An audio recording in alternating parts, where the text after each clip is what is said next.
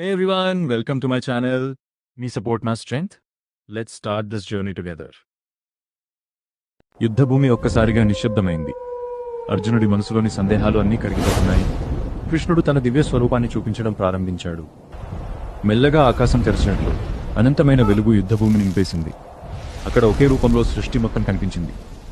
లోకాలు, నక్షత్రాలు, కాలచక్రం అన్నీ ఆ దివ్య శరీరంలో కలిసిపోయాయి. అర్జునుడు ఆశ్చర్యంతో వణికిపోయాడు. కళ్ళు మూసినా ఆ దివ్య దర్శనం ఆగడం లేదు.